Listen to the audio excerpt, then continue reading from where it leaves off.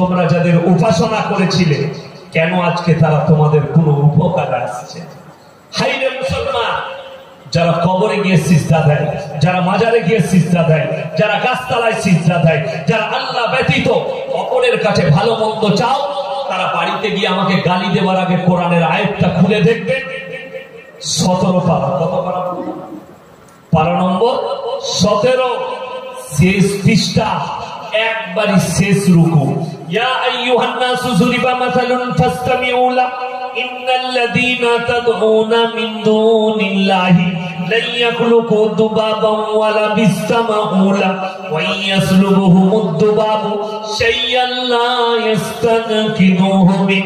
হে আমার বিশ্বনবী, পৃথিবীর মানুষকে বলো, তোমরা যাদের কাছে ভালো মন্দ চাও তাদেরকে একবার জিজ্ঞেস করো, তারা একটা মাছি পর্যন্ত সৃষ্টি করতে পারে না। মাছি সৃষ্টি তো দূরের কথা, মাছি যদি তাদের কাছ থেকে কোনো জিনিস ছিনিয়ে নিয়ে যায়, সেটা তাদের কাছ থেকে উদ্ধার করার মতো ক্ষমতা নেই।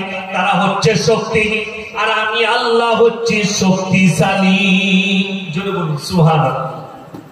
জিজ্ঞেস করুন তাদেরকে, তারা হচ্ছে শক্তিহীন আর আমি আল্লাহ হচ্ছি শক্তিশালী।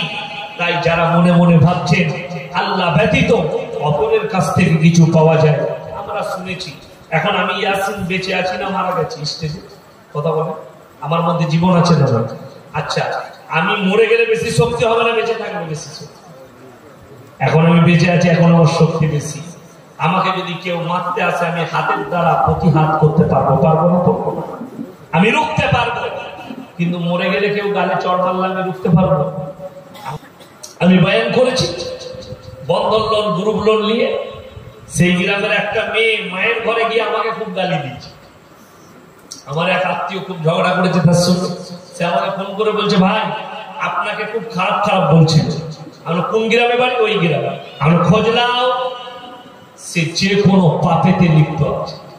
বলে ভাই সে গ্রুপ লোনের হেড। আমি ওই জন্যই তো আমি সেখানে বলেছিলাম 10টা করে মেয়ে গ্রুপ করছে, বেঈমান কাফেররা জাল ছুটেছে আর মুসলমান ফেসে গেছে।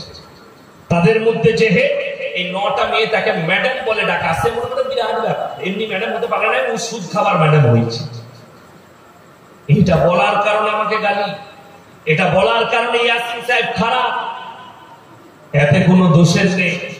কোরআন স্পষ্ট আছে, ওয়াহাল্লাল্লাহুল বাইয়া ওয়া হারামার রিবা।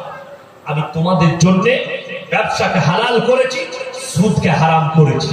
রাসূল সাল্লাল্লাহু আলাইহি সাল্লামের হাদিস, 1 টাকা যদি কেউ সুদ খায়, নিজের মায়ের সঙ্গে 36 বার জিনা করার সমান পাপ। এটা বলতে পাবো? এটা বললে অপরাধী, এটা বললে ইমামকে তাড়িয়ে দিবে। আজকে বড় কষ্ট লাগে, সমাজের পরিবর্তন নাই কেন? আজকে কষ্ট লাগে কোথায় জানেন? আপনি ইমাম যদি মসজিদে হক কথা বলে, তারপরের দিন কমিটির লোক তাড়িয়ে দেয়। আরে পশ্চিম বাংলার কথা বলছি, যদি 1000 মসজিদ হয়, 900 মসজিদের সেক্রেটারির বউ পর্দা করে না, 900 মসজিদের কেসিয়ারের বউ বেপর্দা। তাদের বাড়িতে দিন নাই, তাদের বাড়িতে নামাজ নেই, তাদের বাড়িতে রোজা নেই, তাদের বাড়িতে দিনদারি নেই। অথচ তারা এসে ইমামকে বলে সময়ে নামাজ পড়াবে, ইমামকে ফতোয়াবাজি। বড় কষ্ট এটা। যার কাছে নিজস্ব দিন নাই, সে মানুষের কি বিচার করবে? তার দ্বারা মসজিদ কিভাবে পরিচালনা হবে ভেবে দেখেছেন? এই গোটা দেগঙ্গা থানায় বার করবো কতজন আছে। আর কেউ যদি বাপের বেটা থাকে, যদি বলেন আপনি ভুল বলছেন, আমাদের মধ্যে দ্বীনি ইলম আছে, তো এই স্টেজ থেকে একজন বাপের বেটা দাঁড়ান, আমি যদি আপনাকে দিয়ে প্রমাণ করবো আপনার কাছে দ্বীন নেই, দ্বীনি ইলম আপনার মধ্যে নেই। যদি দ্বীনি ইলম থাকতো, মুসলমান কখনো লটারির টিকিট কাটতো, মুসলমান মদ পান করতো, মুসলমান মিথ্যা কথা বলতো, মুসলমান গাঁজা পেত না, মুসলমান বিড়ি সিগারেটে অসত্য হয়ে পড়তো। আজকে কত নামাজি নামাজ তো পড়ে, কিন্তু এরা বিড়ি সিগারেট গুটখা থাকতে পারে কেন? হুজুরকে বলেছে হুজুর বিড়ি সিগারেট খাওয়া কি? হুজুর বলেছে মাকরুহ। দিয়ে হুজুর যখন মকরু করেছে তাহলে চালিয়েছে, তাহলে হুজুর খেলে দোষ কোথায়? কথাটা বুঝতে পারেননি? তোমার হুজুরকে বলো হুজুর আপনিও সিগারেট খান, ইমাম সিগারেট খেলে তাকে তাড়িয়ে দিবি, আর তুই খেলে মকরু, কবরে যা বুঝতে পারবে, বড় কষ্ট লাগে। লেখা আছে হানিকারক, ক্যান্সারের কারণ। কেউ যদি আত্মহত্যার পথ বেছে নেয় এটা হারাম, কেউ যদি নিজে থেকে আত্মহত্যা করে এটা বহুত বড় পাপ। আপনি বিড়ি সিগারেট গুটখা সেবন করছেন, তার মানে আত্মহত্যার পথ বেছে নিচ্ছেন, নিজের জীবনের ক্ষতি করছেন। তার মানে আপনি নামাজ পড়লেও আপনি পাপী, তাহাজ্জুদ পড়লেও আপনি পাপী, যেহেতু আপনি নিজের জীবনের নিজে থেকে ক্ষতি করছেন, জেনে শুনে। আমাদের দেশে অনেক মুসল্লি আছে সকালবেলায় বিড়ি না খেলে হাদায় হবে, বাস্তব বলছি। এটা শুধু আপনার মসজিদ বলি না, গোটা পশ্চিম বাংলায় যে মসজিদে যাবে ফজরের সময় পায়খানায় বসেছে বিড়ি টানছে, সে বেরোনোর পরে ইমাম আর ঢুকতে পারবে, এত বন্ধ। অথচ আপনি জানেন হাদিস, পেঁয়াজ খেয়ে, কাঁচা পেঁয়াজ খেয়ে মসজিদে যাওয়া যাবে না, রাসূল নিষেধ করেছেন। কেন? তোমার দ্বারা যেন কেউ কষ্ট না পায়। আল্লাহ রাসূলের হাদিস, তোমরা মুমিন ততক্ষণ হতে পারবে না যতক্ষণ পর্যন্ত তোমার কাছ থেকে তোমার প্রতিবেশী সুরক্ষিত হবে। আলহামদুলিল্লাহ, তাকে সুরক্ষা পেতে হবে, আপনি সুরক্ষা দিতে পারেন। এরপর ভেবে দেখুন, কাঁচা পেঁয়াজ খেয়ে গেলে রাসূল নিষেধ করলেন যেন তোমার পাশের মুসল্লি কষ্ট না পায়। আর বিড়ি সিগারেট গুটখা খেলে আতরের মতো সেন করে তো নাকি?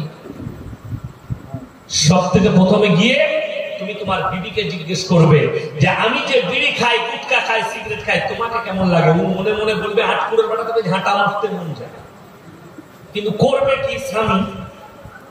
এটা আর মনের খবর বলছি নারীদের। তোমার কষ্টটা, তার বিবির কষ্টটা একবার দেখেছ? তুমি পাশে দাঁড়ালে যদি মুসল্লি কষ্ট পায়, যে তোমার সঙ্গে সারা রাত বিছানায় কাটায়, তোমার দুর্গন্ধে তার কষ্টটা কতটা একবারও দেখেছ? তার হৃদয়কে জিজ্ঞেস করেছ?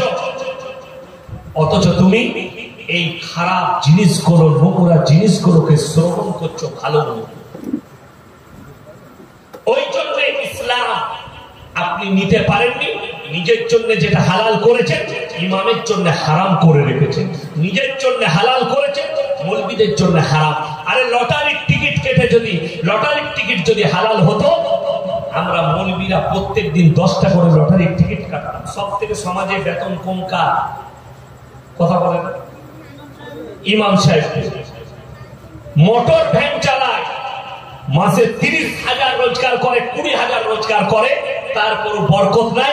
হারামখোর সকাল বেলায় না হলে বিকেল বেলায় লটারির টিকিট কাটে। 20,000 রোজগার করে, তারপর বরকত নাই। বউকে রাস্তায় বার করেছে, যা বন্ধন লোন আর গ্রুপ লোন করবে। আমি পার্লামেন্টের একটা বক্তব্য শুনছিলাম, আমি তাকে চিনিও নাই, এমপিটা কাল কি বক্তব্য দিয়েছে।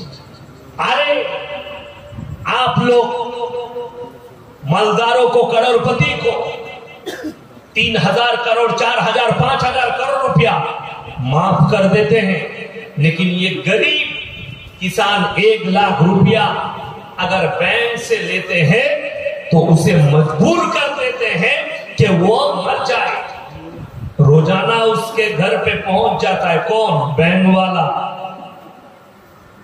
हे मुसलमान, তোমার জানা না, বন্ধন লোন আর গ্রুপ লোনটা হচ্ছে বেঈমান কাফেরের ফেলা একটা মারাত্মক জাল, যে তোমার টাকা লুটে নিয়ে পুঁজিপতিকে বড় লোক করবে। আপনি মনে করছেন এর মধ্যেই বরকত আছে? আল্লাহর কসম করে বলছি, সুদেতে বরকত জীবনে কেউ পাবে। সাময়িক মনে হবে, আপনার মনে হবে এই টাকার দ্বারা ব্যবসা করে বড় লোক হবে। তুমি ভেবে দেখো, তোমার স্বামী 20,000 রোজগার করে, তোমার টাকায় কুলুচ্ছে না, তুমি বন্ধন লোন আর গ্রুপ লোন করতে চাইছো। তাইলে ইমামের কথাটা ভেবে দেখো, যে ইমাম 5,000 বেতন পায়, যে ইমাম 10,000 বেতন পায়, তার বিবিকে সে পর্দায় রেখেছে, হালাল রুজি আল্লাহ দান করছে, অথচ তার বিবিকে রাস্তায় বেরোতে হয় না। তুমি আল্লাহর কাছে ফজরের সময় কাঁদবে, আল্লাহ আমি একজন পাপী ব্যক্তি, এত টাকা থাকার পরও আমার বিবিকে রাস্তায় বার করতে। আমরা জানি পর্দা কি জিনিস।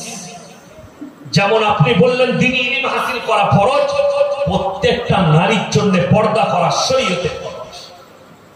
যেদিন থেকে পর্দা ফরজ হয়েছে হাদিস তুলে দেখলেন আল্লাহ নবী এবং সাহাবীদের বিবিরা পায়ের নখটা পর্যন্ত নিজের হুজরাখানা থেকে বার করেন, নিজের হুজরাখানা থেকে পায়ের নখ বের করেন।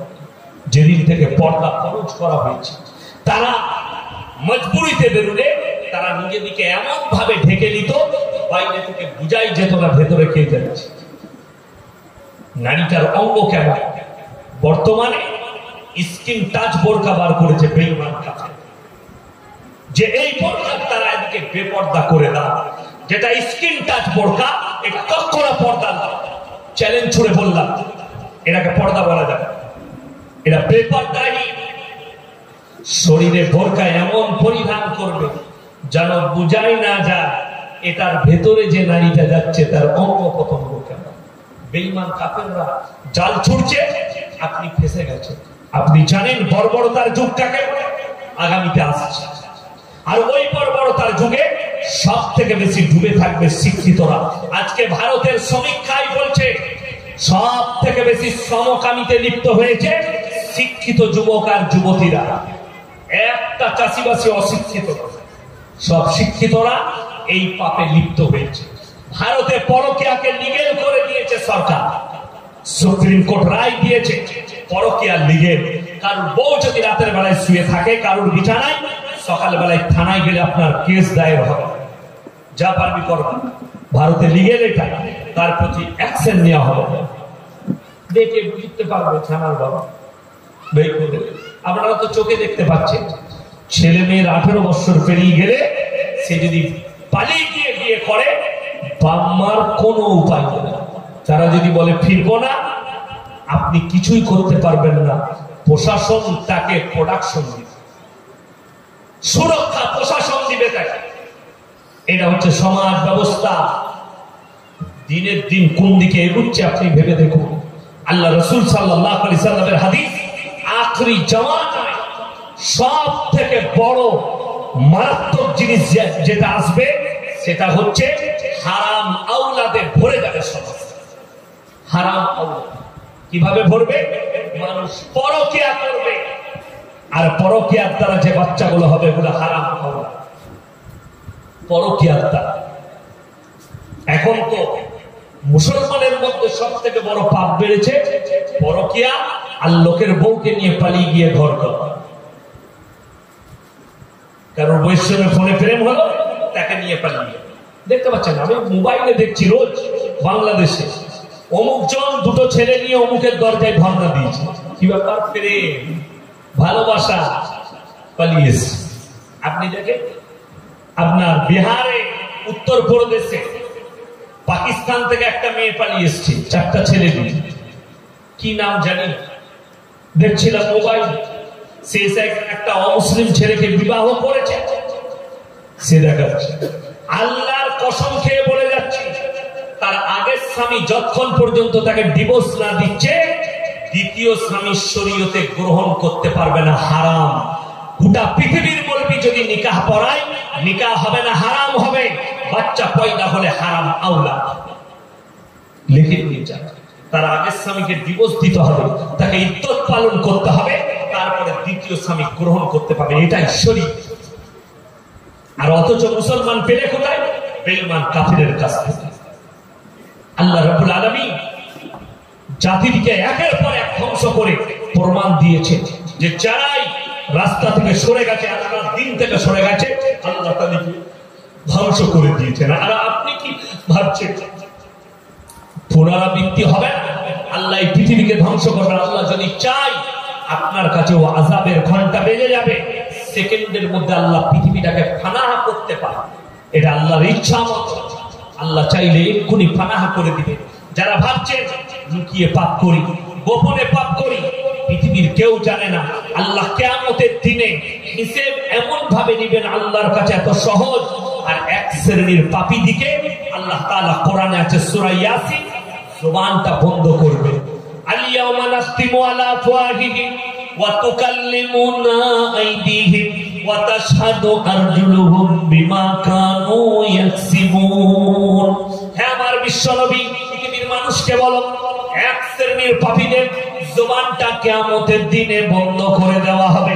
তাদের হাত কথা বলবে, চোখ কথা বলবে, কান কথা বলবে, তাদের অঙ্গ পতঙ্গকে আমি আল্লাহ কথা বলার যোগ্যতা দান করব। তারাই সাক্ষী দেবে কোন জায়গায় কত মিনিটে কত সেকেন্ডে পাপ করেছ, একটা একটা করে আল্লাহর কাছে ধরা পড়বে। অপর জায়গায় আল্লাহ বললেন, হে আমার নবী, পৃথিবীর মানুষকে শোনাও, ইকরা কিতাবাক কাফা বিনাফসিকা লিয়াউমা আলাইকা হাসিবা। কিয়ামতের দিনে আমি আল্লাহ রাব্বুল আলামিন হিসাব নেব। শোনো কেমন করে প্রত্যেকটা নারী পুরুষের হাতে তাদের আমলনামা দেওয়া হবে, আর বলা হবে তোমরা এরপর নিজের নিজের আমলনামা পড়ে শোনাও, পড়ে শোনাও, নিজের নিজের আমলনামা পড়ে শোনাও। আপনি অবাক হবেন, যারা আমাদের উপরে ভরসা করেছে, যতই পাপ করি, যাই করি, জলসা করবে, দোয়া করবে, জান্নাতে চলে যাবে। আরে বড় কষ্ট লাগে। এক শ্রেণীর জাতি পৃথিবীতে, তারা নিজেদের নবী এবং নবীর মায়ের উপরে বিশ্বাস করে এখনো টিকে আছে। তারা হচ্ছে খ্রিস্টান। খ্রিস্টানরা দুজনার উপরে বিশ্বাস রেখে টিকে আছে। এক হচ্ছে মারিয়াম এবং তিনার পুত্র হযরত ঈসা মাসীহ। এই দুজনের উপরে বিশ্বাসে টিকে আছে। তারা আল্লাহর উপাসনা করে না, তারা উপাসনা করে ঈসা মাসীহ এবং তার মা মারিয়াম। গির্জার ভেতরে দুজনের মূর্তি রাখা আছে। এক হচ্ছে যিশুস এবং মারিয়াম, ঈসা মাসীহ এবং তার মা, এই দুজনের মূর্তি রাখা আছে। আপনারা অবাক হবেন শুনলে, কোরআনে এই আয়াত আল্লাহ অবতীর্ণ করে দিয়েছে। আজ যে খ্রিস্টানদের কানে এই কথা যাবে, তাদেরকে কালমা পড়ে মুসলমান হওয়া দরকার। ফিরে আসা কেন?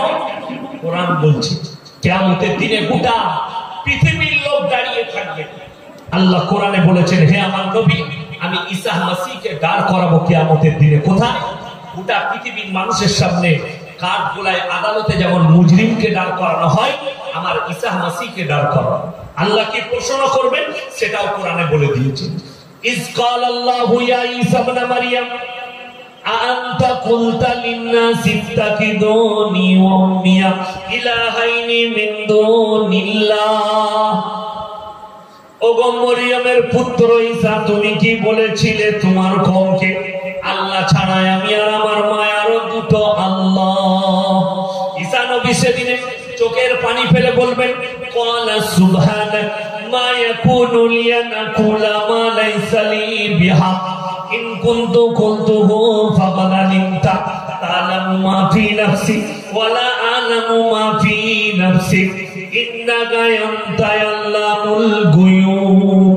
ওগো আল্লাহ, যে কথা বলার আমার হক নেই, যে কথা বলার আমার অধিকার নেই, আমি কেমন করে কথা বলতে পারি? আমি যদি বলে থাকতাম আপনার তো অজানা হতো না। আল্লাহ সঙ্গে সঙ্গে বলবেন, হে আমার ঈসা, আমি সবই জানি। আদিকে বিশ্বাস স্থাপন করানোর জন্য আমি আল্লাহ দাঁড় করিয়েছি। তাদেরকে প্রশ্ন করা হবে তার কওমকে, খ্রিস্টান দিকে, তোমরা যাদের উপাসনা করেছিলে, কেন আজকে তারা তোমাদের কোনো উপকার আসছে? হাইরে মুসলমান, যারা কবরে গিয়ে সিজদা দেয়, যারা মাজারে গিয়ে সিজদা দেয়, যারা গাছতলায় সিজদা দেয়, যারা আল্লাহ ব্যতীত অপরের কাছে ভালো মন্দ চাও, তারা বাড়িতে গিয়ে আমাকে গালি দেওয়ার আগে কোরআনের আয়াতটা খুলে দেখবেন। 17 পারা, কত পারা? পারা নম্বর 17, শেষ পৃষ্ঠা, একবারই শেষ রুকু। ইয়া আইয়ুহান নাসু যুরিবা মাসালুন ফাসতামিউ লা ইন্নাল্লাযীনা তাদউনা মিন দুনিল্লাহি লা ইয়াখলুকু দুবাবান ওয়া লা বিসতামাউ লা ওয়া ইয়াসলুবুহুমুদ দুবাবু শাইয়ান লা ইস্তানকিদুহু মিন। হে আমার বিশ্বনবী, পৃথিবীর মানুষকে বলো, তোমরা যাদের কাছে ভালো মন্দ চাও, তাদেরকে একবার জিজ্ঞেস করো, তারা একটা মাছি পর্যন্ত সৃষ্টি করতে পারে না। মাছি সৃষ্টি তো দূরের কথা, মাছি যদি তাদের কাছ থেকে কোনো জিনিস ছিনিয়ে নিয়ে যায়, সেটা তাদের কাছ থেকে উদ্ধার করার মতো ক্ষমতা নেই। তারা হচ্ছে শক্তিহীন। আর আমি আল্লাহ হচ্ছি শক্তিশালী। যদি বলুন সুবহানাল্লাহ। জিজ্ঞেস করুন তাদেরকে, তারা হচ্ছে শক্তিহীন আর আমি আল্লাহ হচ্ছি শক্তিশালী। তাই যারা মনে মনে ভাবছেন আল্লাহ ব্যতীত অপরের কাছ থেকে কিছু পাওয়া যায়, আমরা শুনেছি। এখন আমি ইয়াসিন বেঁচে আছি না মারা গেছি? স্টেজে কথা বলে আমার মধ্যে জীবন আছে না? আচ্ছা, আমি মরে গেলে বেশি শক্তি হবে না বেঁচে থাকলে বেশি শক্তি? এখন আমি বেঁচে আছি, এখন আমার শক্তি বেশি। আমাকে যদি কেউ মারতে আসে, আমি হাতের দ্বারা প্রতিহাত করতে পারবো? পারবো না? আমি রুখতে পারবো। কিন্তু মরে গেলে কেউ গালে চড় মারলে আমি রুখতে পারবো? আমাদের দেশের এক শ্রেণীর লোক বলছে মানুষ মরে গেলে পাওয়ার বেড়ে যায়। বুঝতে পারেন? বিশ্বাস মারা গেছে বলছে পাওয়ার বেড়ে গেল। যখন বেঁচে ছিল তখন অত পাওয়ার ছিল না। আমাদের বর্তমানে একজন গাঁজাখোর মারা গেছে, নিজেকে পীর বলতো, তো তার বেটারা কবরটাকে বাঁধিয়েছে, শুইয়েছে, একটা তার ভরেছে, ফুটো রেখে তার ভেতরে বাল্ব দিয়েছে, বাড়িতে শুয়ে যাচ্ছে। সন্ধ্যাবেলায় বাল্বটা জ্বালিয়ে দিই। আমি বলেছি সেই এলাকায় ব্যবসায়ী গিয়ে একটা দরজাও রাখতে পারতিস, তোর বাপ তো গাঁজা খেতো, মাঝে মাঝে এক ক্রিয়া করে দিতিস। এর থেকে বড় নির্বোধ কে হতে পারে? এর থেকে বড় দিন আর কে হতে পারে? যারা মনে মনে ভাবে কবরে মানুষ মরে যাওয়ার পরে পাওয়ার বেড়ে যায়। আমি বর্ধমান টাউনে অনেক দিন আগে একটা পাড়ায় জলসায় গেছি, তো আমি ওইখানে বর্ধমান টাউনে একটা মাদ্রাসায় ছোটবেলায় পড়াশোনা করি। আমার এক সাথী দাওয়াত দিয়েছি, যাবো ভাই, গেলাম। তো জিনার বাড়িতে থাকতে দিয়েছে, আমি গিয়ে নামলাম এশার আগে। এশার নামাজ পড়ে আমার বক্তব্য হবে, তো বললে হুজুর নাস্তার ব্যবস্থা আছে, চলো। যার বাড়িতে ঢুকলাম তার বাড়িতে দেখছি একদম গেটেতেই সব চিকচিকি টাঙানো আছে, কলমা লাগা ঝান্ডা আর হিবি জিবি। তারপরে দেখছি একটা মুটুলি ঝুলানো আছে, এরকম বড় লাল কাপড়ে বাঁধা হাঁড়ির মতো ঝুলানো আছে। আমি ঢুকে দেখলাম ওনার আব্বা অসুস্থ। আমি ভাই কোথায় থাকেন? বলে বোম্বেতে। আচ্ছা, কি করেন? ব্যবসা। আচ্ছা আচ্ছা, আপনার আব্বার কি হয়েছে? বললে আব্বা অসুস্থ। আচ্ছা, আল্লাহ শিফা দান করুক। আমি দোয়া দিলাম, যেটা হাদিস মোতাবিক রাসূল দোয়া দিতে, আমি দোয়া দিলাম আল্লাহ শিফায়ে আমিলা দাইমা মুস্তাফিলা দান করুক। এরপর আমি বললাম ভাই একটা কথা জিজ্ঞেস করবো নাস্তার আগে। বলে হুজুর বলুন। মানে বাইরে যে হাঁড়ির মতো টাঙানো আছে ওটা কি? বললে ওইটা আমার হুজুর দিয়েছে, যে যখন আজরাইল আসবে জান কবজ করতে তোমার বাপের, আমার ওই হাঁড়ি দেখে ফেরত আসবে আমার কাছে, আমাকে জিজ্ঞেস করবে, আমি বলে দেবো, তারপরে তোমার বাপের জান কবজ করবে, তখন তুমি প্লেনে চেপে চলে আসবে। এমন তাইলে তোমার হুজুরের যদি এত পাওয়ার হয়, তোমার বাপকে সুস্থ করতে পারছে না কেন? আমি তার বাড়িতে আর এক গ্লাস পানিও খাইনি। আমাকে বললে হুজুর লুচি করে যান, লুচি জীবনে খাই না। হুজুর পোল্ট্রি মাংস, পোল্ট্রি মাংস আমরা বাপ বেটা খাই না। কি খাবেন? আমরা কিচ্ছু খাবো না। নেমে দেখা যায় স্টেজ থেকে নামলাম, গাড়ি চেপে নিয়ে এক গ্লাস পানি পর্যন্ত খাইনি।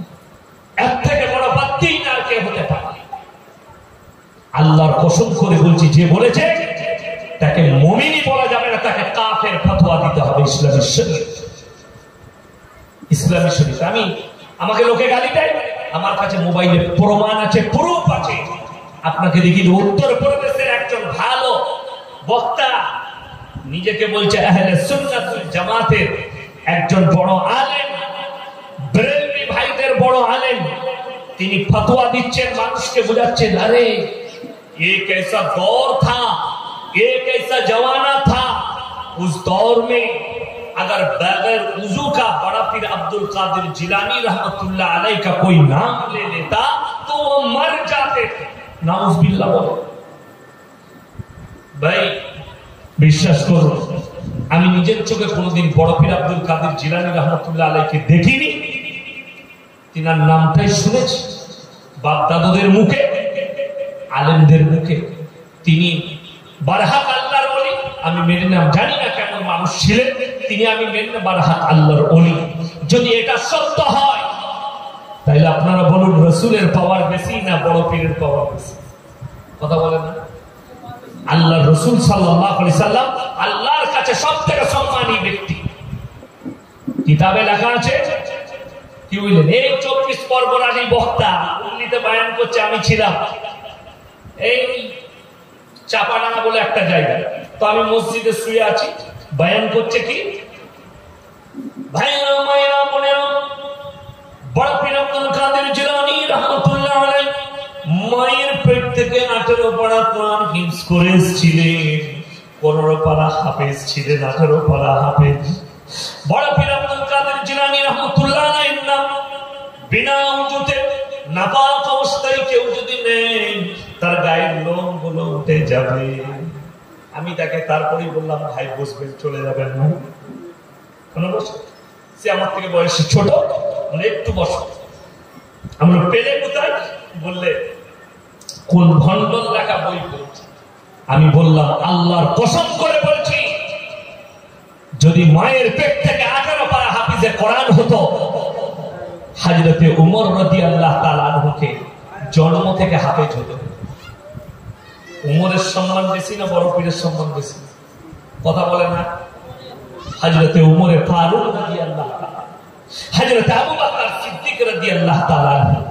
আশ্চর্য লাগে, আমি বড় পীর আব্দুল কাদের জিলানী রাহমাতুল্লাহ আলাইহিকে ছোট করছি না, আমি তিনা হয়তো জুতোর সমতুল্য হতে পারবো না, কিন্তু তুমি যে কথাটা বলছো শুনেলেন, কেউ যদি বাস্তবের বিপরীত কথা বলে, হাদিস কোরআনের বিপরীত কথা বলে, জানবেন কথাটা জাল আর বানানো ছাড়া আর কিছু নয়। আর বিনা উজুতে নাপাক অবস্থায় যদি বড় পীরের নাম নিলে গায়ে লোম উঠে যায়, হারামখোর আল্লাহর নাম নিলে চামড়া উঠে যেতে হবে। কেন? আল্লাহর পাওয়ার বেশি। আল্লাহ হচ্ছেন সৃষ্টিকর্তা, ঠিক বললাম না ভুল বললাম? আর সে হচ্ছে তার সৃষ্টি। এইটা হচ্ছে মানুষের গোমরাহি। আমি পুরো উত্তর 24 পরগনা যত মৌলবি আছে দাওয়াত দিয়ে গেলাম, প্রমাণ দিবে। আমার মাদ্রাসায় দাওয়াত দিলাম, দেশি মুরগি দিয়ে ভাত দেবো, এসি অফিসে রাখবো, আমি মাদ্রাসার পয়সায় খাওয়াবো না, আমি আমার নিজের বাপের পয়সায় খাওয়াবো। আসুন, আর একটা খালি প্রমাণ দিবে, খাজা মঈনুদ্দিন চিশতি রাহমাতুল্লাহ আলাইহি তার কিতাবে লিখে গেছে, আমি মরে যাওয়ার পরে তোমরা মাজারে চাদর চড়াবে, সিজদা দিবে, সিন্নি দিবে, তাবিজ বিক্রি করবে, গাঁজার আসর বসাবি, মদের আসর বসাবি। আমি মৌলভী শওকতের বেটা জীবনে আর বক্তব্য দেবো না। এটাই আমার আজকে 24 পরগনায় হাজিরপুরে শেষ বক্তব্য। প্রমাণ দাও, একটা কিতাব থেকে প্রমাণ দাও যে খাজা মঈনুদ্দিন চিশতি রাহমাতুল্লাহ আলাইহি লিখে গেছে। আমার বাবাজি, আমার ভাইয়েরা, আমি কারো বিরোধী নয়। আমি সেদিনে ভগবতীপুরে পড়েছি, জাঙ্গিপাড়ায় সমস্ত ভাই ছিলেন, অনেক রকম দলের মানুষ ছিলেন। আমি বললাম, শুনে আমার মোবাইলে দাদা হুজুর পীর কেবলা রহমতুল্লাহ আলাইহির ওসিয়তনামার ফটো তোলা আছে। তিনি তেনার ওসিয়তনামায় লিখেছেন, মেয়েদের মাজারে যাওয়া হারাম। তারপরে চলুন, বেরেলভি ভাইদের সব থেকে বড় মৌলভী আহমদ রাজা বেরেলভি, ফতোয়ার কিতাবের নাম হচ্ছে ফতোয়ায়ে রিজভিয়া, খণ্ড নম্বর 24, পৃষ্ঠা নম্বর 497। তিনি লিখেছেন, মেয়েদের মাজারে যাওয়া তো দূরের কথা, নিয়ত করাটাও হারাম। এরপর ভেবে দেখুন, যিনি বলছেন আমি দাদা হুজুরকে ভালোবাসি, অথচ আপনাকে দেখিয়ে দেবো এই উত্তর 24 পরগনা, দক্ষিণ 24 পরগনা, হাওড়া, হুগলি, মেদিনীপুরের মানুষ বাস ভাড়া করে নিজের বউকে নিয়ে আজমিরে যাচ্ছে, খাজা বাবার মাজারে সিজদা করছে, নিজের বিবিকে ঢুকিয়ে। তোমার থেকে বড় দাদা হুজুরের দুশ্মন পৃথিবীতে আর কেউ হতে পারে। আমি ইয়াসিন সাহেব কারুর বিরোধী নয়, আমি সিস্টেম বিরোধী লোক। যারা খাজা বাবার মাজারে চাদর চড়াচ্ছে, ওরে নেমো হারাম। 2000 টাকার চাদর না চড়িয়ে 2000 টাকার একটা চাদর কিনে তোর চাচির গায়ে দে। শীতকালে যার কাছে কম্বল নেই, যার কাছে চাদর নেই, আল্লাহ রাজি হয়ে যাবে। খাজা বাবার চাদরের প্রয়োজন নাই, প্রয়োজন আছে তোর বাড়ির পাশের গরিবটা। খাজা বাবার মাজারে ভান্ডারিতে গিয়ে বাস্কই দান বাস্কই বললে আমি 5000 টাকা ফেলে এসেছি। আরে তোর জানা নাই, ওই দান বাস্কটা খাজা বাবার নয়, ওই দান বাস্কটা হচ্ছে মোদি বাবা, কেন্দ্র সরকার। মরে যাওয়ার পরে একটা মানুষের, আমি যদি মরে যাই, আপনারা যদি বলেন ইয়াসিন সাহেবকে ভালোবাসতাম, যে আমার কবরের ভিতরে টাকা ভরে দিলে আমার কোন কাজে আসবে? কথা বলে না? আমার কোনো কাজে আসবে না। কোথায় কাজে আসবে? বাড়িতে। দেখলাম ঝাড়খণ্ডের একজন আছে, আমাকে আর মুমতাজুল ভাই দুজনকে গালি দিয়েছে। তার নাম হচ্ছে জাহাঙ্গীর, মুফতি জাহাঙ্গীর। গুটকাখোর নাম রেখেছি আমি তাদের, জিলাপি হুজুর গুটকাখোর। নুনু কাটার খানা তাকে খাইয়েছে একবার আমি। মুসলমানের খানা খেতে খুব ভালোবাসে, মাজারের সিন্নি খেতে ভালোবাসে, মাজারের ফুল ফুল খেতে ভালোবাসে। তাকে আমি বলেছি, সে আবার বলেছে যে কে বলেছে মাজারে মান্নত করা যাবে না। আমাকে গালি দিয়ে বলেছে, আরে ও কিছু জানে না। জাহাঙ্গীর, তুমি বলছো আল্লাহর নামে জবাহ করা হয়, তাহলে মাজারে নিয়ে যাওয়ার কি প্রয়োজন আছে? কথা বুঝতে পারবেন? আচ্ছা, আপনারা যদি কুরবানির দিনে গরু জবাহ করেছেন কোথায়? কবরস্থানে না বাড়ির কাছে? কথা বলে বাড়িতে। এই জলসা করেছেন, জলসা করেছেন না করেন? আজকে জলসায় গরু হয়েছে, গরু জবাহ করেছেন? কিসের বিরিয়ানি করেছেন? গরু হয়েছে? হ্যাঁ, তো গরু যে হয়েছে কবরস্থানে কবরের পাশে নিয়ে গিয়ে করেছেন না এখানেই করে নিলেন? এখানেই করেছেন। শুনে কোরআন বলছে, ইন্নামা হারামা আলাইকুমুল মাইতাতা ওয়াদ-দামা ওয়া লাহমাল খিনজির ওয়া মা উহিল্লা বিহি লিগাইরিল্লাহ। অবারিত রক্ত, মরা জন্তুর মাংস, শুয়োরের মাংস এবং আল্লাহ ব্যতীত অপরের নামে উৎসর্গিত জিনিস তোমাদের জন্য হারাম করা হলো। আমি তখন তালবিলিম, কি বললাম? তখন তালবিলিম পড়াশোনা করি। তো আমি ছুটিতে গুজরাট থেকে বাড়ি এসেছি। তো আমার আব্বাজি মাঝে মাঝে সাথে করে জলসায় নিয়ে যেতেন। আমাকে নিয়ে গেলেন মেদিনীপুর জলসায়। তো সেই জলসায় একজন বক্তা ছিলেন মুসলিম, আব্দুর রাজ্জাক রাত, মেদিনীপুর। তিনি ইন্তেকাল করেছেন, আল্লাহ জান্নাতি করুন, বলুন আমিন। তিনি মুসলিম ছিলেন। তিনি স্টেজে বায়ান করছেন, তারপরে আমার আব্বাজি বায়ান করবেন। আমি সাথে গেলাম, আমি তখন কিরাত পড়তাম সাথে গিয়ে। তো আমি পেছনে বসে আছি, আব্বাজি সাইডে বসে আছেন, তিনি বক্তব্য দিচ্ছেন, তারপরে আব্বাজান বলবেন। তিনি লাস্টের বায়ানটা যেটা করলেন, মুসলমানদের জন্য পুজোর প্রসাদ কেন খেতে নেই, এই প্রশ্ন এসছে উনার কাছে। উনি উত্তরে বলছে যে মুসলমানদেরকে এই জন্য পুজোর প্রসাদ খেতে নেই, সেখানে গোবর আর মুতের ছিটে দেওয়া হয়। হয়ে গেল শেষ ওনার বায়ান। আমার আব্বাজি বললেন একটু বসবে না। আমার আব্বার বয়সে হবে কিংবা বেশি হবে তখন বয়স, আপনি বসুন। বলে আপনি বললেন যে গোবর আর মুতের ছিটে দেওয়ার কারণে মুসলমানদের জন্য পুজোর প্রসাদ খাওয়া চলে না। তাহলে বলো, যে মালগুলোতে তলায় লাগে নাই সেগুলো তো চলবে? কথা বুঝতে পারেন? ওপরে তুলে ফেলে দিলাম, তলাতে যেগুলো লাগেনি তাহলে সেগুলো চলবে। তখন তিনি লাজবাব, তিনি বললেন আমি তো এটা যুক্তি দিয়ে বলতে গেলাম। আমার আব্বাজি বললেন, ইসলাম যুক্তিতে চলে না, ইসলাম কারোর ব্রেনের দ্বারা চলে না, রাসূল সাল্লাল্লাহু আলাইহি সাল্লামের হাদিস আর কোরআনের দ্বারা ইসলাম চলে। জোরে বলুন সুবহানাল্লাহ। আমার আব্বাজি কোরআন শোনালেন, ইন্নামা হারামা আলাইকুমুল মাইতাতা ওয়াদ-দামা ওয়া লাহমাল খিনজির ওয়া মা উহিল্লা বিহি লিগাইরিল্লাহ। অবারিত রক্ত, মরা জন্তুর মাংস, শুয়োরের মাংস এবং আল্লাহ ব্যতীত অপরের নামে উৎসর্গ করা জিনিস তোমাদের জন্য হারাম করা হলো। আমার ভাইয়েরা, আমার মায়েরা, বোনেরা, মাজারে যারা আল্লাহ ছাড়া বাবার নামে মান্নত করবে, মাজারের নামে, গাছের নামে, আল্লাহ ব্যতীত অপরের নামে যারা মান্নত করবে, শুনে রেখে দাও, 1000 বার বিসমিল্লাহ পড়ে জবাহ করলেও সেটা তোমাদের জন্য বৈধ হবে না। আল্লাহ কোরআনে শুয়োরের মাংসের সঙ্গে তুলনা করেছে, যেমন শুয়োরের মাংস হারাম। এরপরে চলুন পরের আয়াতে মারাত্মক উপদেশ আল্লাহ, ফামানি তুররা গায়রা বাগিন ওয়ালা আদি ফালা ইসমা আলাইহি ইন্নাল্লাহা গফুরুর রহিম। তোমরা এমন জায়গায় পৌঁছে গেছো যেখানে কোনো খাবার নাই, জঙ্গলে পৌঁছে গেছো, এমন জায়গায় আছো সমুদ্রের মধ্যবর্তী স্থলে, সেখানে কোনো খাবার নাই, সেখানে তোমার জন্য জান বাঁচানো ফরজ। এমন খাবার আসছে, খাবার গেল যেন হারাম। দেখলেন প্লেটে একটাই আছে, শুনেলেন বেশিরভাগ মুফাসসিরিন মুহাদ্দিসিনরা মতামত দিয়েছে তিনটে প্লেটে খাবার আছে, একটাই শুয়োরের মাংস আছে, একটাই মদ আছে, আর একটাই মাজারে পড়া মুরগি আছে।